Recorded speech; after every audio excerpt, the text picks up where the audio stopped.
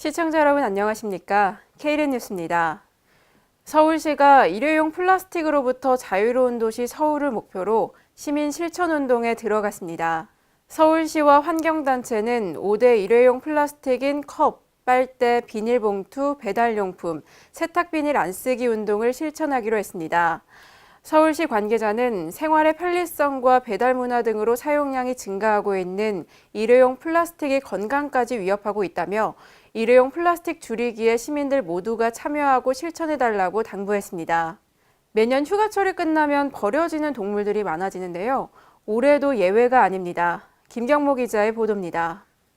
여름 휴가철이 끝나가면서 휴가지에 버려지는 동물들이 늘어나고 있습니다. 1년 중 유기동물이 가장 많이 발생하는 시기는 7, 8월 여름 휴가철입니다. 쉬서 다녀오시다가 올라가는 도중에 어떤 마음을 먹고 유기를 해야 되겠다라는 어떤 생각을 가지고 지방도로를 타고 올라가다가 버리고 가는 애들이 한 20% 정도 평소보다 좀 있다라고 봅니다.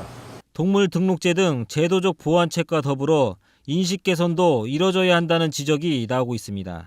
많이 아프고 나이 먹은 아이들은 누가 입양자분들이 나타나지 쉽지 않아요.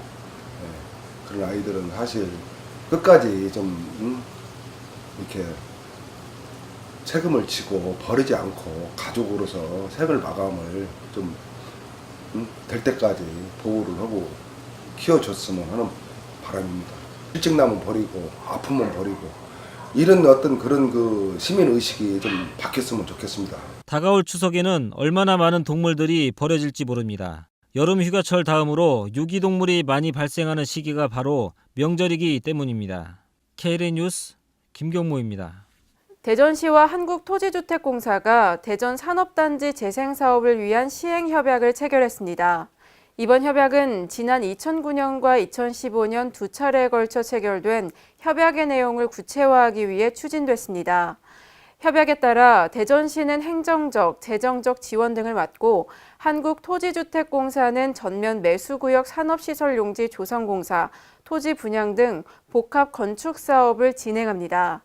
현재 추진 중인 대전 산업단지 재생산업은 지난 1970년대 조성돼 노후된 대전 산업단지의 기반시설을 확충해 산업단지의 기능을 증진시키기 위해 시행되고 있습니다. 대구시가 주식회사 썬텍 엔지니어링과 국가물산업 클러스터 입주를 위한 투자협약을 체결했습니다. 강소물기업인 썬텍 엔지니어링은 국가물산업 클러스터에 160억 원을 투자해 자체 개발한 스마트 음수기를 생산할 계획입니다. 대구시는 썬텍 엔지니어링이 본격적으로 제품을 생산하면 일자리 창출 등 지역경제 활성화에 크게 기여할 것으로 기대하고 있습니다. 또 대구시는 양질의 기업을 유치하기 위해 한국환경공단과 유기적인 네트워킹을 강화할 계획입니다. 경기도가 경기도 산하 공공기관을 대상으로 노동이사제를 도입합니다. 노동이사제는 기관이나 기업의 노동자 대표가 이사회의 구성원으로서 경영에 참여해 근로자들의 권리를 행사하는 제도입니다. 경기도 산하기관 25곳 중 지방공사 3곳과 100명 이상 출연기관 8곳이 그 대상입니다. 경기도는 나머지 14곳도 자율적인 도입이 가능하도록 근거 규정을 마련할 방침입니다. 경기도는 노동이사제가 도입되면 공공기관 경영의 투명성이 높아질 것으로 기대하고 있습니다. 전북 순창군과 순창군의회가 관광이냐 여행이냐를 놓고 기싸움을 벌였습니다.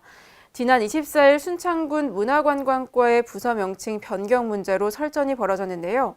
김경모 기자가 취재했습니다. 전북 순창군이 하반기 조직 개편에 앞서 의회와 힘겨루기를 하는 모습입니다. 순창군의회 운영행정위원회는 24일 집행부가 발의한 개정 조례안 중 일부를 두고 설전을 벌였습니다. 문화관광과 부서 명칭 변경에 대한 논쟁이었습니다.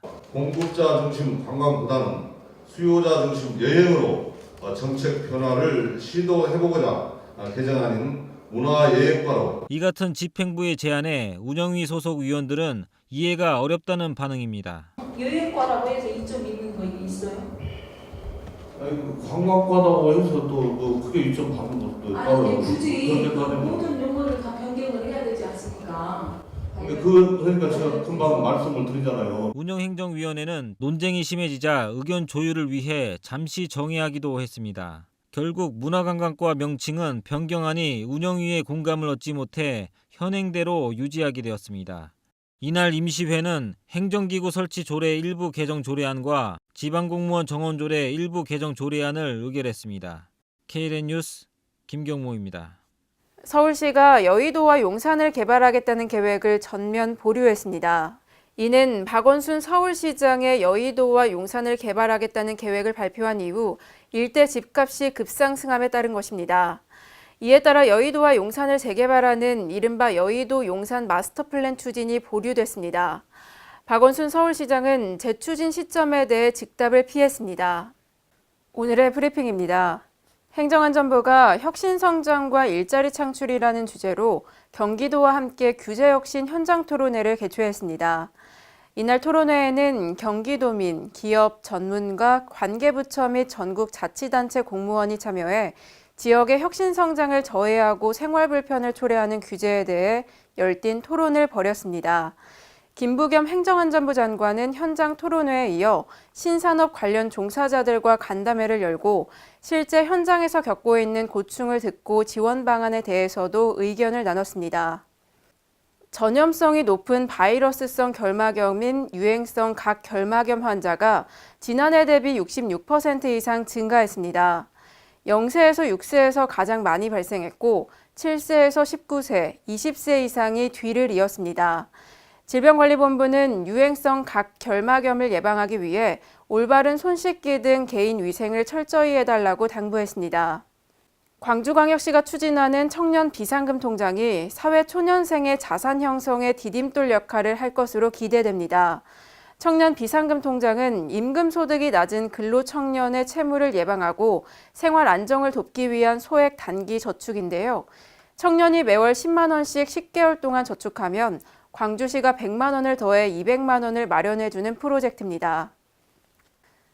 세종시가 플랜 90 애플리케이션으로 미취학 아동의 행동을 관찰해 정신질환을 조기에 발견, 치료하는 사업을 시행합니다. 관내 만 3세에서 5세의 미취학 아동에게 맞춤형 정신건강 증진 서비스를 지원하기 위해서인데요. 세종시 보건소는 이번 사업으로 관내 미취학 아동의 정신건강 증진을 위한 각 기관과의 전문적인 협력이 가능해질 것으로 기대하고 있습니다. 대형 화학사고 발생에 대비해 충북 충주 화학재난 합동방재센터를 오는 11월 개소합니다.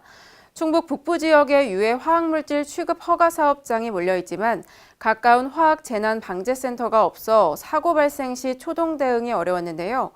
충주센터는 충북, 강원 지역에서 발생하는 화학사고를 담당하며 환경팀, 119 화학구조팀, 산업안전팀, 가스안전팀, 지자체팀 등 5개 팀 60여 명으로 구성될 예정입니다. 대전광역시가 문화도시로 지정되기 위해 5개 자치구와 함께 손을 맞잡았습니다. 대전시는 지난 24일 5개 자치구와 문화도시 추진 지원 업무 협약을 맺었는데요. 이날 협약으로 대전시는 자치구와 문화협업을 위한 기틀을 마련했습니다. 문화도시는 문체부가 내년에 5곳을 지정할 계획입니다. 보건복지부가 발달재활 서비스 제공 인력의 전문성을 강화하기 위해 규정을 개정합니다. 그동안은 재활 관련 민간 자격을 소지하거나 발달 재활 서비스 관련 학과를 전공하면 발달 재활 서비스 제공 인력으로 활동할 수 있었지만 앞으로는 발달 재활 서비스를 제공하려면 규정된 교과목을 반드시 이수해야 합니다. 보건복지부 관계자는 장애 아동의 발달 재활에 도움이 될 수 있도록 지속적인 자격 관리를 실시해 서비스 수준을 향상시키도록 노력하겠다고 말했습니다. 이상으로 KLN 뉴스를 마칩니다. 시청해주신 여러분 고맙습니다.